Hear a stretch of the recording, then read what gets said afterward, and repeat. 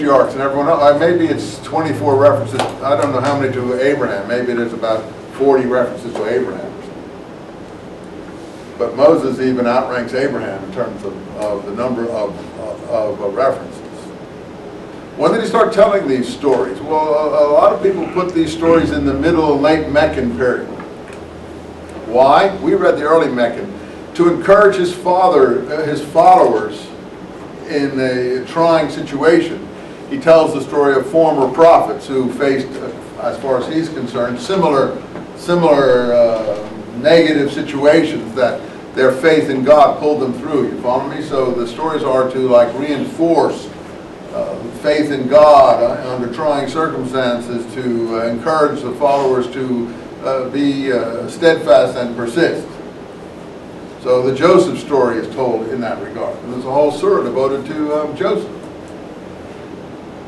Am I making any sense here to you? Do you follow what I'm saying? So that's really, so out of the middle late Meccan period, I can't sort this out, there are these stories of former prophets, but almost all the former prophets are from the biblical materials.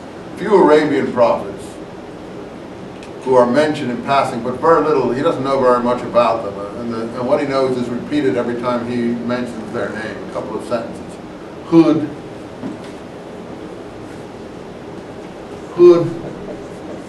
Salih, and their people are called Ad and Thamud. That's basically what he said. Hud went to Ad, I think, and Salih went to Thamud. But I've worked this out in my own work, and I have some papers on the relationship of Hud, Salih, Ad, and Thamud to conversion, Jewish and Christian conversion stories in northern Syria. It's in my book, James, Brother of Jesus. It's also in the new work that you're working on. So Hud, Salih, Ad, and Thamud. I've had this as Yehuda. I'm sure that's what Hud comes from. Take this off, take this off. That's Hud. Salih means righteous one. We know in early Christianity that James was the righteous one. Ad, northern Syria, is a place called Adiabani and Edessa, where these people went to. And Thamud, to my mind, is Thomas in early Christian history. He's one of the people that's sent to northern Syria. But that's my own theory. You don't have to, that's not a fact. That's not a proven fact. I've written papers on it. I'm sure it is correct. And I think he got these northern Syrian conversion stories from his travels into the Mesopotamian area. He got but nobody who's a believer is going to accept my position on this. So don't even think that they would, or even run it by them. It's just something that I've worked on myself. You can read about it in my books. Because I happen to know the Quran, I also know early Christian history. So because I know these things, I see the echoes. Now, what's the traditional view? These are Arabian prophets somewhere in the Arabian Peninsula.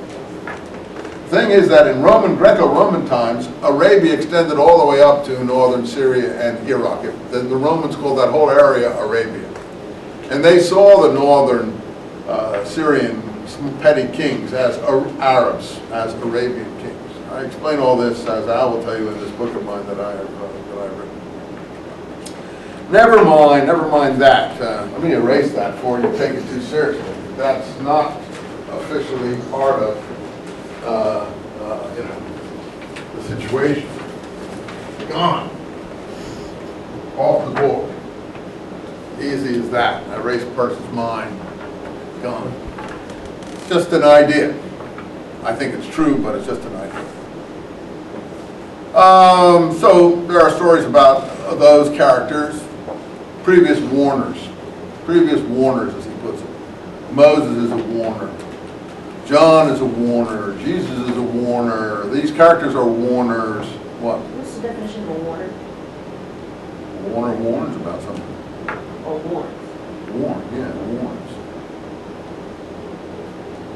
Previous warners. It's not a new word. And usually warners have a message. And the early message of the Quran was what? A painful doom. Basically, it's John the Baptist. Repent, repent. Otherwise a painful doom. regurgitated John the Baptist.